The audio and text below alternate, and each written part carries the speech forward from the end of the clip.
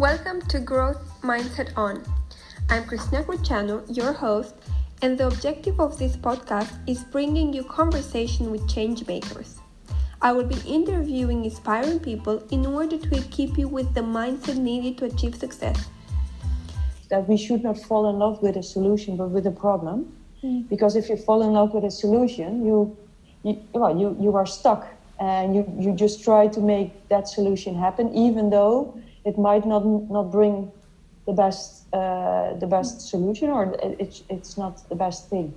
But if you fall in love with a problem, you keep on trying to solve it. And if one thing doesn't work, you just discard that, and then you go to the next.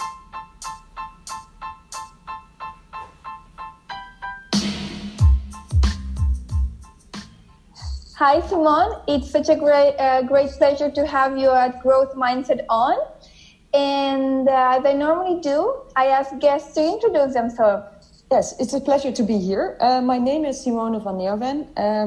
I'm the head of innovation at Vueling Airlines, and I have been in this role for about a year now, just a little bit over a year. And before that, I had a long career at KLM, Royal Dutch Airlines, which I quit my job last year, and I founded my own company. So I'm helping Vueling for my company, which is called Rebella. Okay, so basically you're doing that through your company. You're helping Vueling through your company. Yes, exactly. And because I'm not, I don't have a permanent contract. I'm having a little bit more of an independent role. Mm-hmm. And I think to drive innovation, it means that you are not always making friends. Being independent makes it easier. So actually this is quite an interesting construction, and it works out pretty well so far.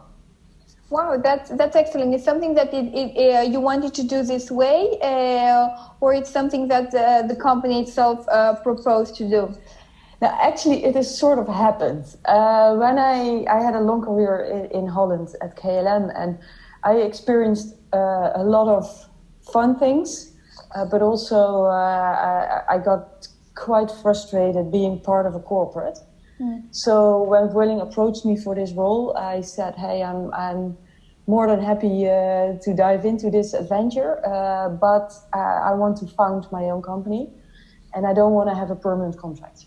And it was sort of a belly feeling, so it was not like intentional, but it turns out to work really well.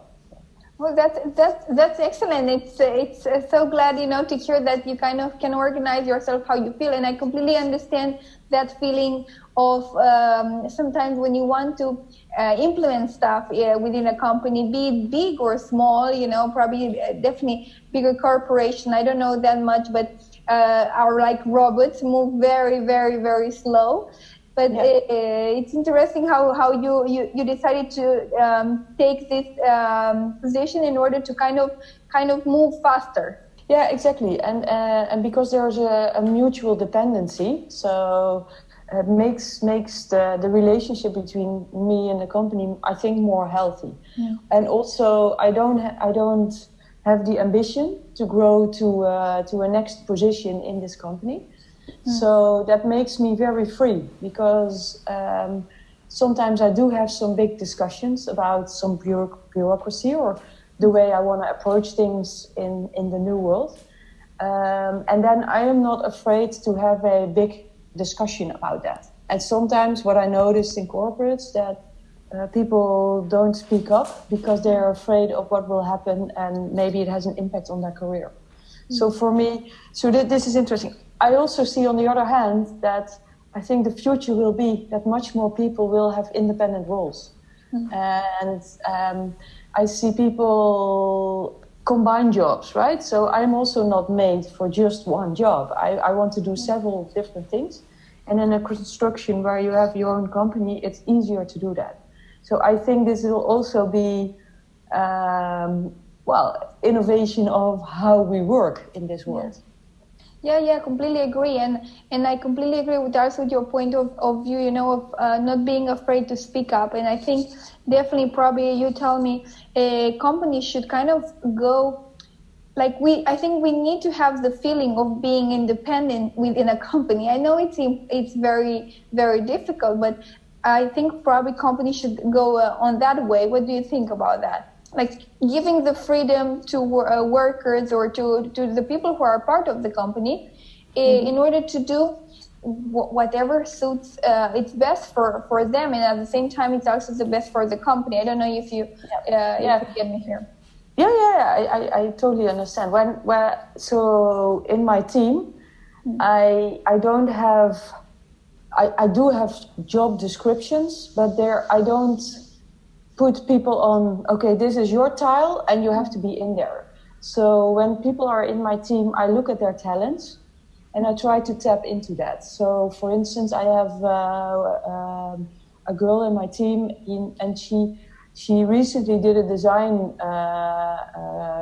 She graduated in design, but before that, she was in architecture. So she's really good in building stuff. So she can build prototypes and small maquettes. So when I discovered that, I said, "Hey, can you help me in this and that?" And she gets lots of energy by building these kind of things. So I didn't hire her because she could do that. But it's when you let people go and when you just create the right context, I think the most beautiful things will happen. But that requires a certain type of leadership, and it's a leadership based on trust, which is also, I think, lots of people are not being led or being taught how do you lead a team based on trust, right? Yeah. So we tend to control people, and we have all the KPIs and all the meetings, and everybody has to tell or to tell what they're doing, and so I don't think that's the right atmosphere or creates the right setting to drive innovation or to drive a company forward. So I completely agree with what you say. Yeah, it's probably like education nowadays, no? Because education kind of tries to do this, like we were saying, no? Just put people in one tile. You have to choose something you like and do this and pass your exam, but it doesn't allow freedom for these people to kind of, get out the genius they have inside in one specific, be it design, be it, drawing, be it music, but Yeah, exactly. And I think it already starts, as you say, is how do we bring up people? How is our school system? Because there it already starts. And I think it goes a little bit further because it also puts girls and boys in different kind of boxes. So I think from a really early age on, conscious and unconscious, the control is in our society, and also the way people should behave or should do things. So if you are a little bit different, people perceive you as being awkward or being strange. Well, actually, I think innovation happens when people are creative and be a little bit strange or different. Yeah, completely agree. By the way, you also seen that you are a mathematician. That's what you graduated in. So that's you are kind of different, because I think probably more and more we get more girls in this type of degrees and engineering, but it's still not the mainstream. So how was for you to be like, I don't know how many girls were in your class, or how was for you to be a girl among many men, and also in your degree, but also in your professional life? It's funny that you say that. I have always been a little bit different. So in Holland we celebrate Christmas time, or we have like Sinterklaas in the beginning of December, and all the children get presents. And when I was in kindergarten, I think I was about 4 or 5 years old, there was a present for the boys, which was a truck, and a present for the girls, which was a doll.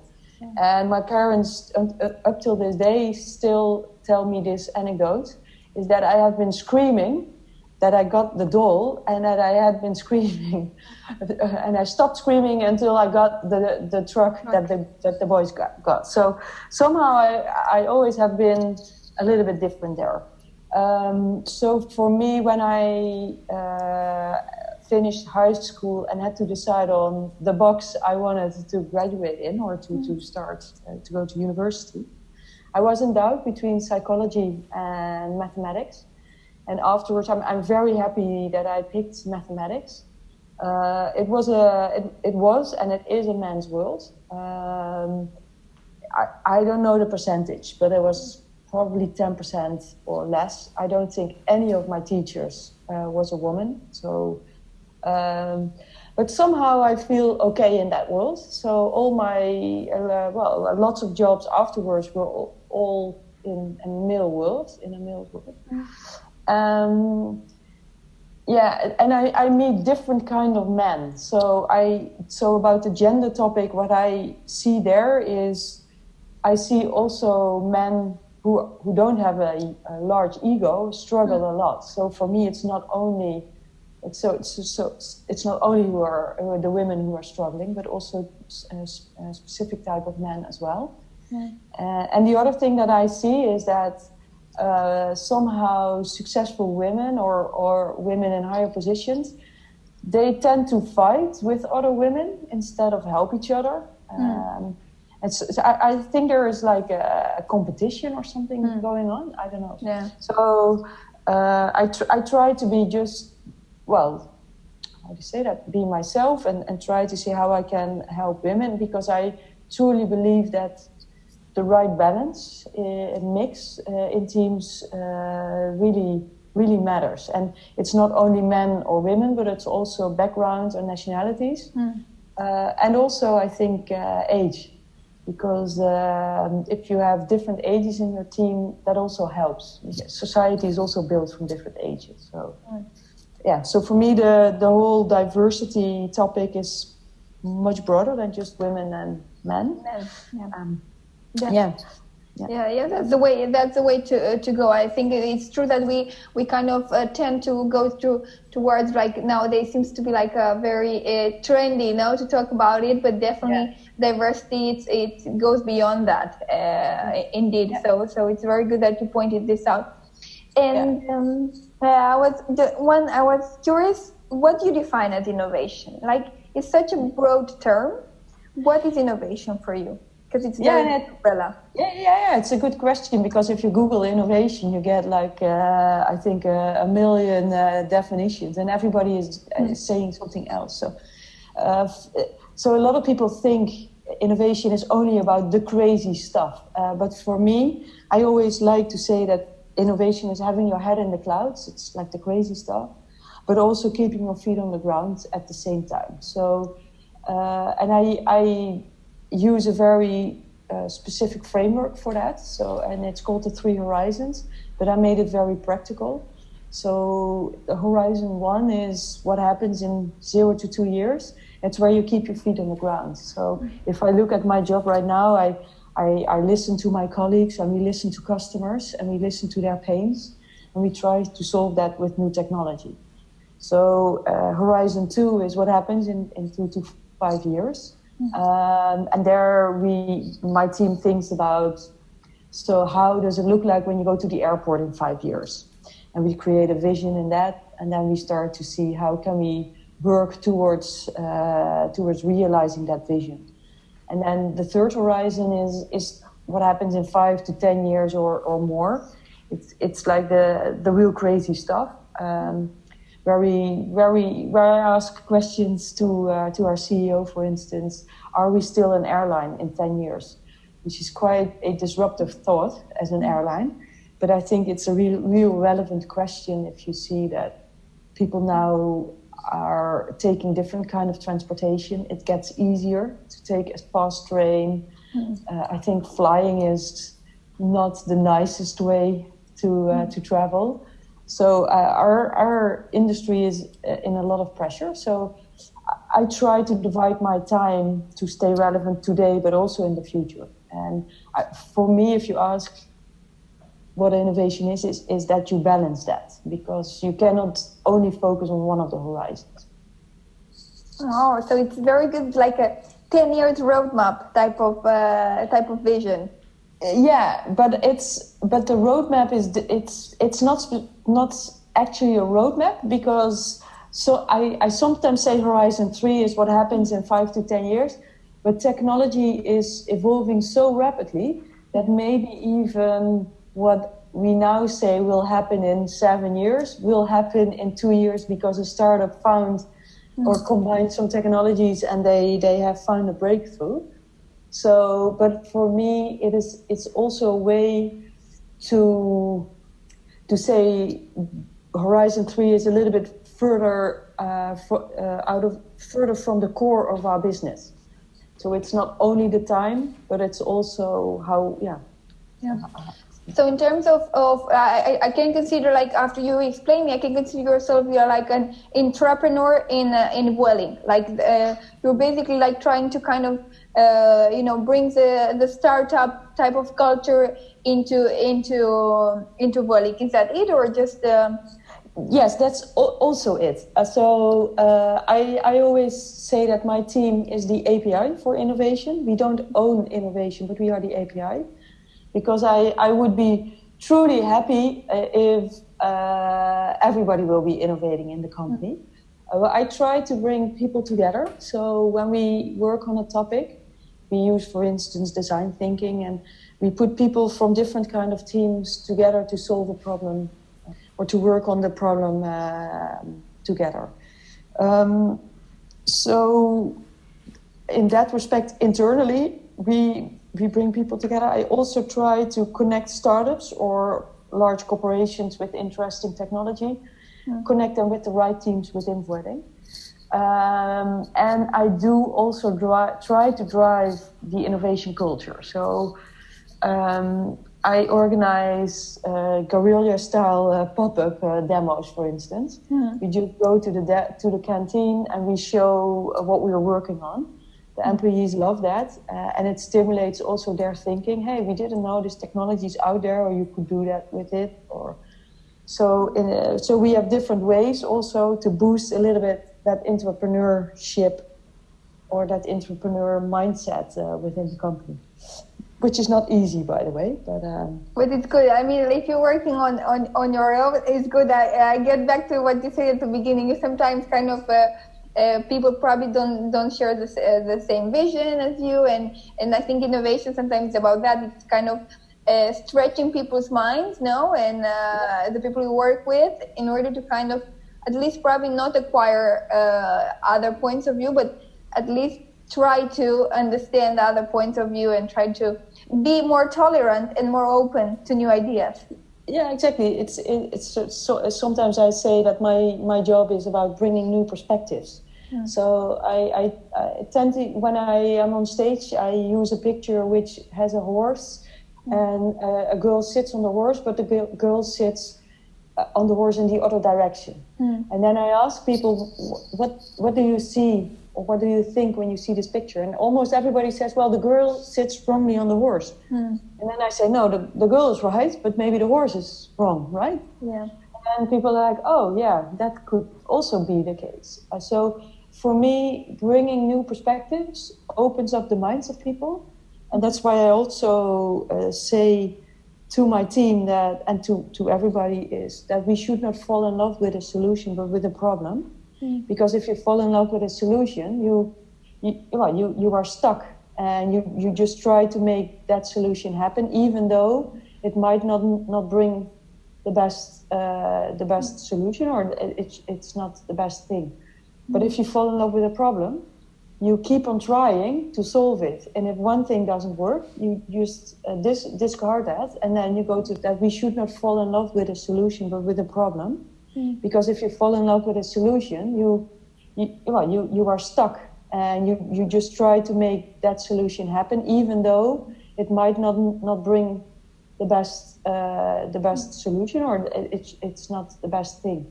But if you fall in love with a problem, you keep on trying to solve it. And if one thing doesn't work, you just discard that, and then you go to the next. I really like this, what you just mentioned, like fall in love with the problem, not a solution. Because you know what I think? I think many startups fail because because they fall in love with the solution. They are trying so hard to make their idea or their solution to that problem work. They put so much effort into it, whereas they probably are leaving aside the real problem and solving it in other ways that may be better. Yeah, exactly.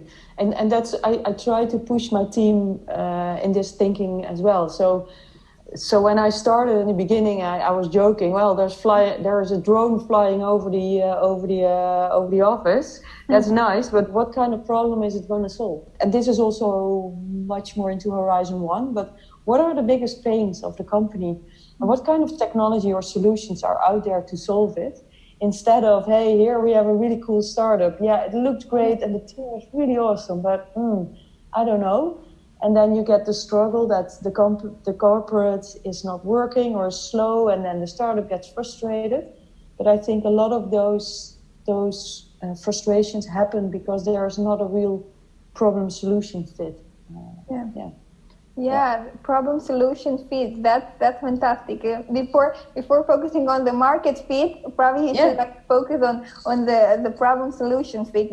Are we bringing the right solution to this problem? Is how can we solve it in some other ways? And it's wow, it's outstanding, because I think also many companies, or it's at least in the startup world, they're like focusing a lot in the pre-mortem. No, like, and I think it's just the reason why they are trying to do a pre-mortem, like just because let's think how can what we will die off in order to kind of prevent it. Yes, people complain a lot about corporates because they're slow and bureaucratic. Yeah, sometimes we just need processes to keep doing what we do. But also we need to understand much better what the problems are. So I push my team also to get out and just to observe and to listen and just fly to Milan and come back. And what did you see? When you talk to the cabin crew, did you notice anything? Did you hear? Did you find a pain that we might be able to solve with a cool solution? But you should be much more in touch with what's happening out there when you drive innovation, instead of just being at your desk and do some research on VR and build the coolest thing that we don't need. Yeah. And in terms of, like, I really like that you brought the processes, structuring ideas also into the picture, because I'm also a very creative person, and as you were saying, just talking with people, try to, like, the real users, the real customers, and I think many founders are the same way, or they should be if they aren't doing this. But like, when it's also a time where you have to kind of sit and organize this idea, like, because probably we have a misconception of work. Work, it seems like you have to be in the office, being on your computer. There definitely should be some of that, but like, and it's necessary. So how do you organize, like, in terms of insights of your team who are out there, and how do you organize this information? How do you mainstream or process this information in order to kind of translate it into solutions? Yeah, that is not such a steady process or well-defined process, because things sometimes just happen.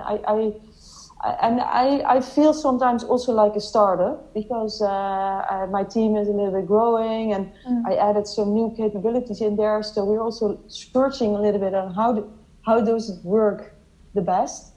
And I'm also a little bit aware of over-structuring, because I'm a strong believer in that sometimes you just have to let go a little bit and then things happen. So one of the biggest challenges, I think, talking about processes and about work and about a corporate, one of the biggest challenges I think I have is to get attention for my role, because a lot of people are working to maintain the current process and to fix the problems they have in their current daily life, but they are not really focused on how to really improve their work.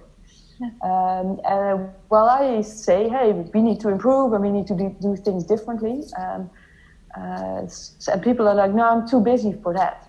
So with my background, which is kind of interesting, is my background is also to lean processes, to look at something, to see it as a process, even if you have the onboarding of people, or for me, everything is a process. And I have a well-trained eye to see whenever there is a lot of inefficiency in that process. And all those inefficiencies, they take up all the time of people. So sometimes I see mail conversations going on and on because there's something wrong. And if we just fix that, then we free up the time of people, and then they can start working, or they can start using that time to think about completely different ways of doing their work, or maybe a new small business model, or things like that. But a lot of people are not able to, to get into the helicopter and to look at their own job. Like, what the hell am I actually doing all day? And is this really adding value to the company or the product or the service I deliver? And I think that is kind of a big struggle in how do you drive innovation when people are stuck in processes that are defined to run a company. Yeah. So that's for me, I think, one of the biggest challenges. Yeah. Yes, definitely. I completely agree with you. Like, sometimes because you've been like taught, or I don't know, like, this is your job and this is what you should be doing, and we have the tendency, I think, from the management, there is a tendency to kind of put people in a specific role, and just kind of people do the same thing daily. And if you do something different, like if you kind of just go and talk with some other person from another department, which may bring value to it seems like you are not working, it gives that that works. I have a small anecdote about that, because when I hired my first service designer, the rest of the team, she was not always at her desk. And the rest of the team said, "Hey, where are you? You should be here." And I said, "Well, I hired her because she's a service designer.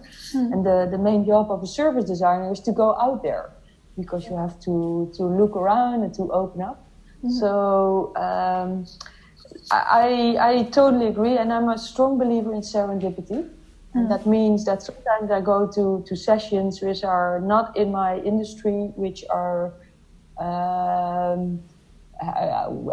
maybe not even connected to my work, but there the most beautiful things happen. I meet people who have very interesting thoughts about topics, or you just have a great conversation that makes you think about the things that you were stuck or something like that. Yeah. I like, so in Barcelona I don't have a car, or I don't have a step or anything. I travel by public transport, and my favorite transport is the bus, because it's above the ground and it's just sitting, and you cannot do, and you see the typical Spanish people chat a little bit, and there I do a lot of thinking, just gazing out of the window and looking at Barcelona, and then the best thoughts happen there.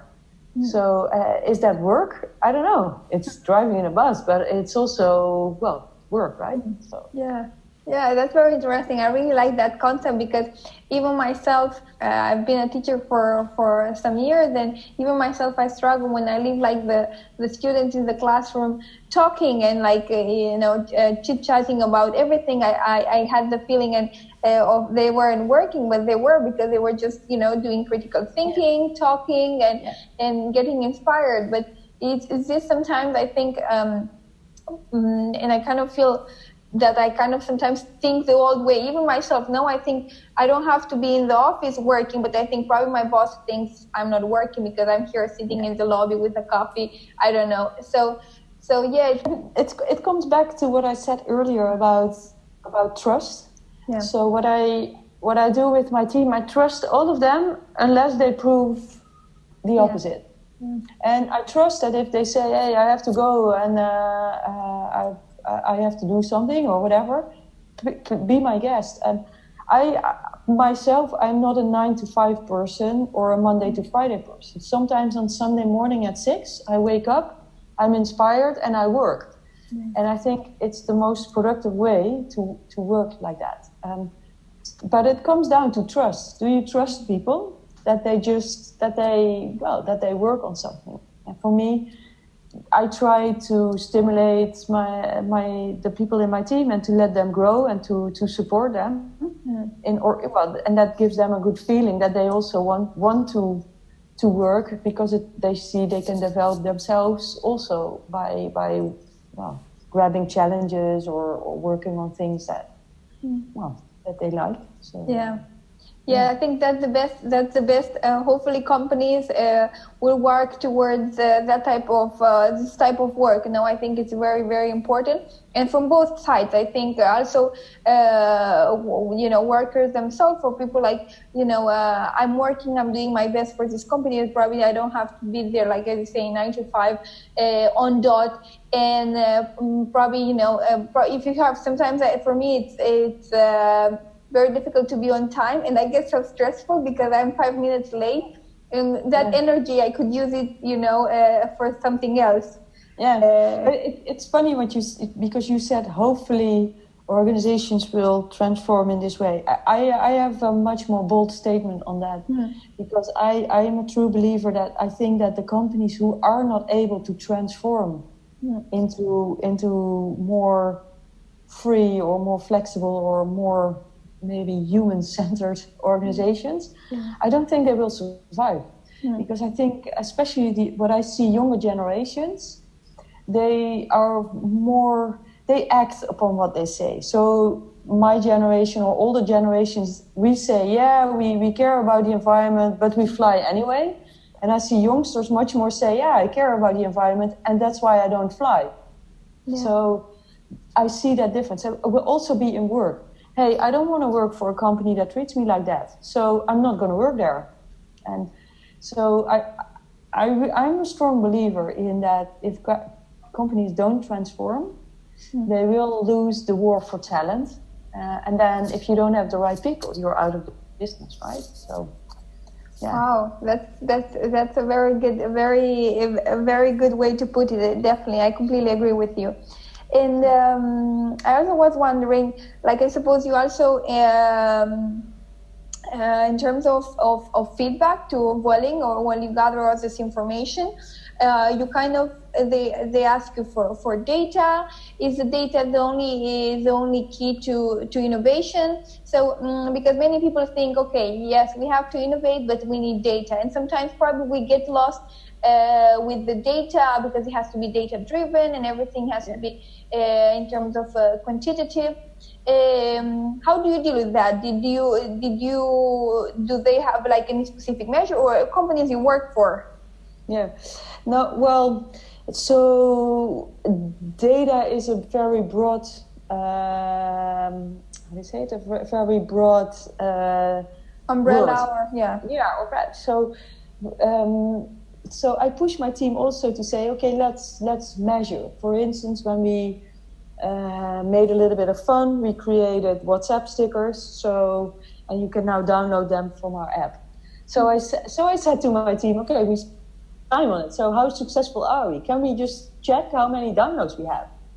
And it's a very simple way, but it gives a little bit of insight. So sometimes we overanalyze. So for me, I said I don't want to have too much, but just one thing. So I try also to have a little bit more of that mindset. Hey, whenever we do something, how can we measure if that makes an impact? But it's also when we when we do a pop-up demo or something, we ask people, hey, do you like this? Would you recommend this pop-up demo to your colleagues?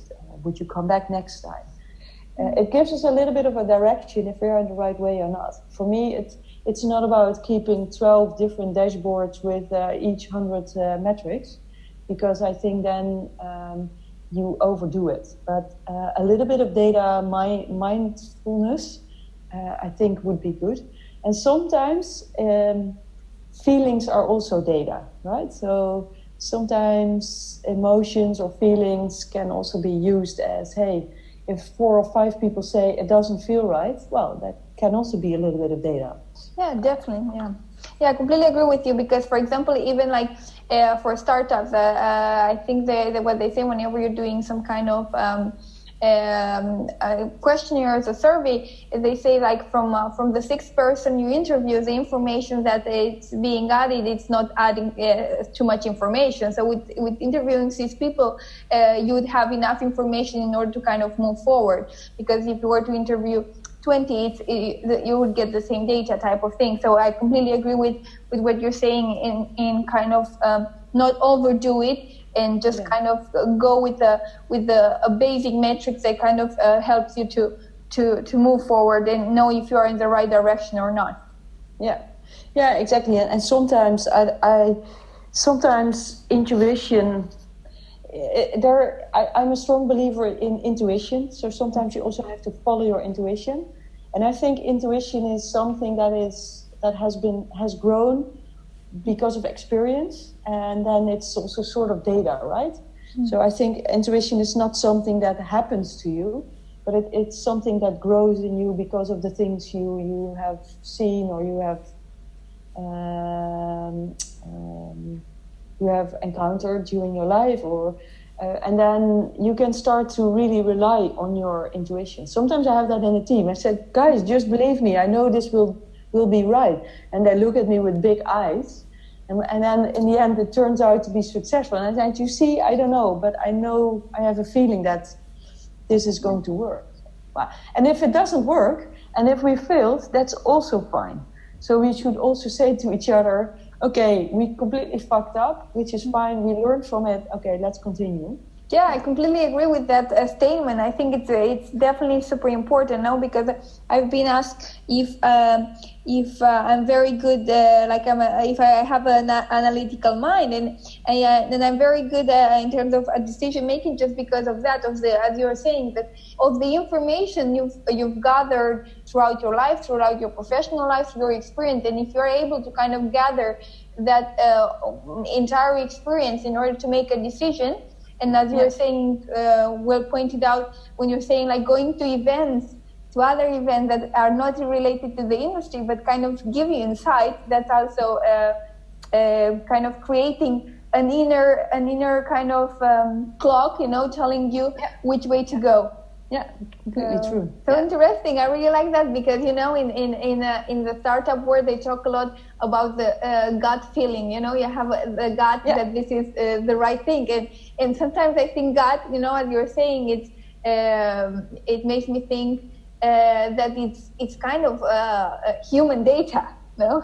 Yeah, exactly. And I think it's sort of unconscious processed data or something like that. Yeah.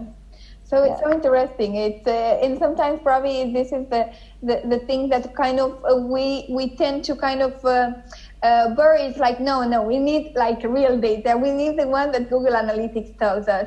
But it depends on how you read Google Analytics, or it depends on how you look at Google Analytics, and probably it's not taking you in the right direction. And it's everything how you look at data, how you define it, and structure it. So.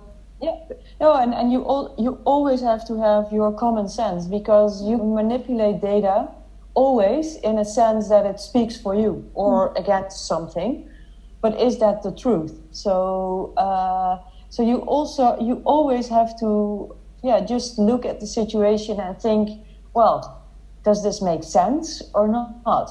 Yeah, and if you don't do that, you can go completely the wrong direction, or take the wrong decisions based on data that was misleading you. So to be honest, I really like the I think the way you think, the way you perceive innovation, and it's such a freeing type of vision, and I really like that, because I think society tries to kind of make us think in a very specific way. School system, as we were talking before, or university, or our education, and you kind of see that you kind of were able to break free of all of those conventions in order to kind of have your own thinking process and go for it. And that's why I suppose you started your own company.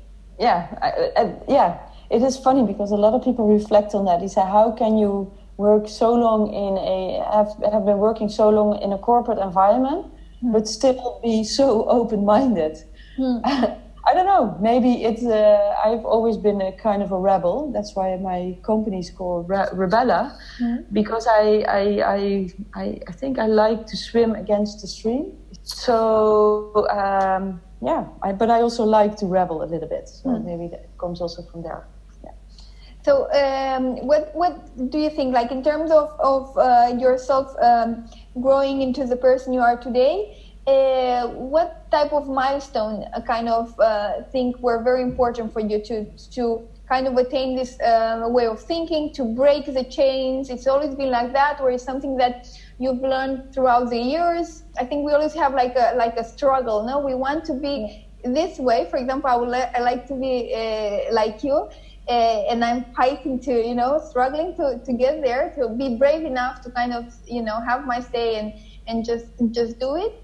What type of milestones have you had to go through in order to have this the way you are today, or this innovative thinking? Yeah, no, that's a good question. Well, for me, my foundation was really maybe even going back further in time. So my youth was not very easy. So I learned pretty early on to be to be independent and to take care of myself. That helps to also to know what it takes and to persevere. And then the choice for me to study mathematics was, I think, an important moment, because what I learned there is not to be afraid of any complex challenge. There will always be a solution. So for me, I don't use a lot of the techniques I learned back then, but it learned me never to be afraid of something complex, because there's always some way to solve it. And during my career, I had very different jobs.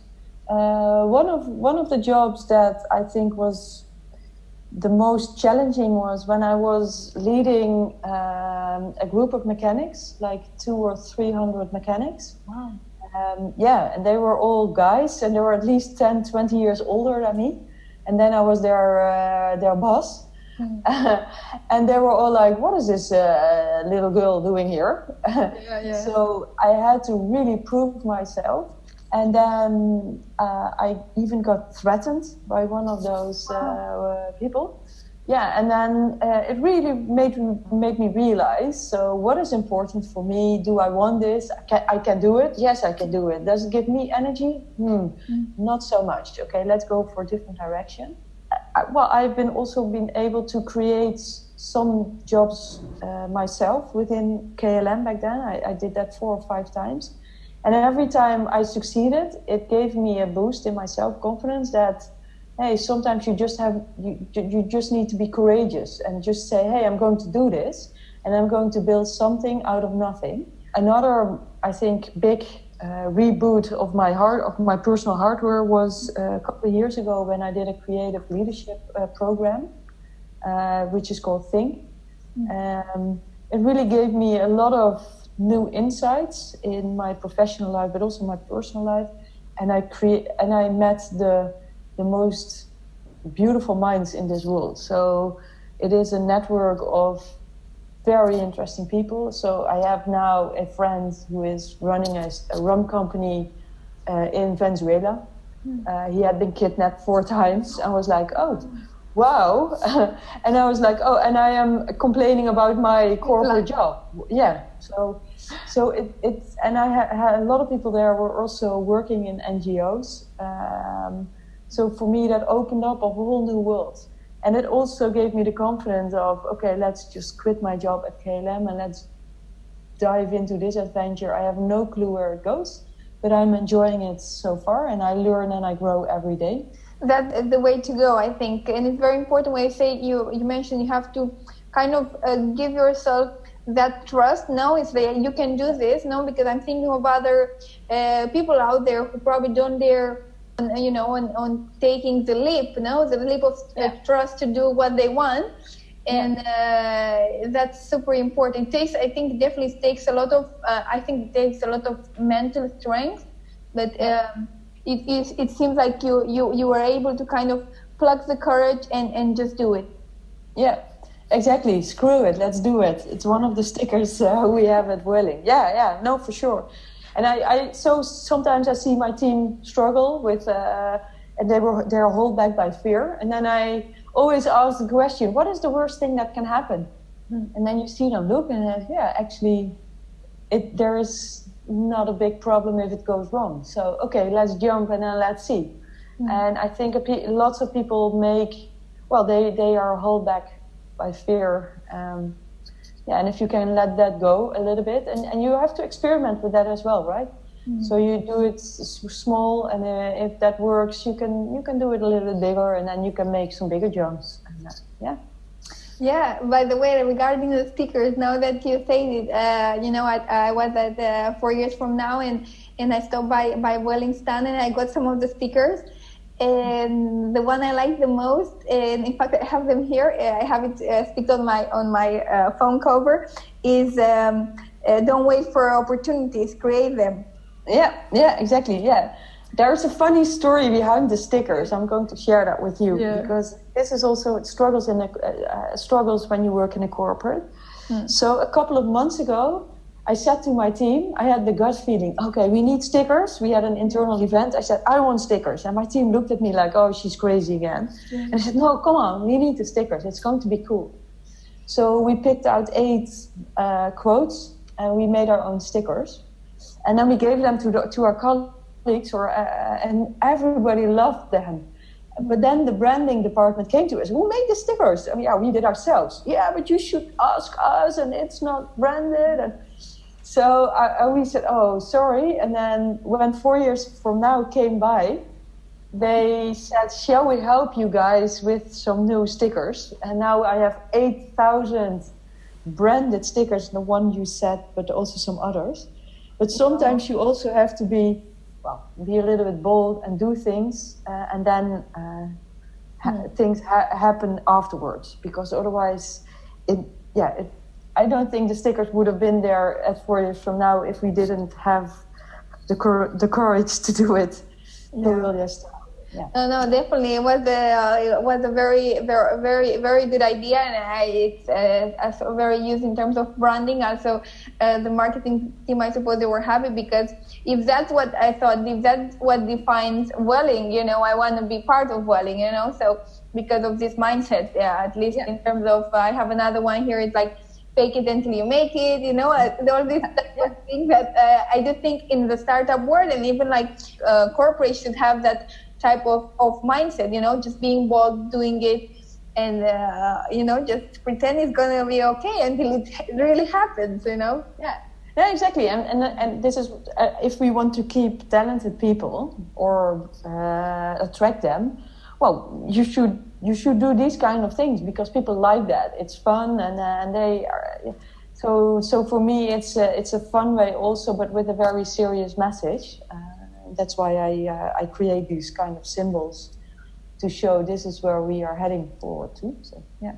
So that's in order to kind of wrap things. I've really enjoyed our conversation. I think it kind of gave me some insights, and I hope our listeners too, in terms of what innovation is. And I think the approach is it's just being free up your mind and look at things with common sense, and try to kind of implement also gut feeling, all that, all supported by data. But I think you really provided very good insight with what you're doing at Vueling, and it's interesting that you can do that in such a big corporation. Yeah, fake it until you make it, right?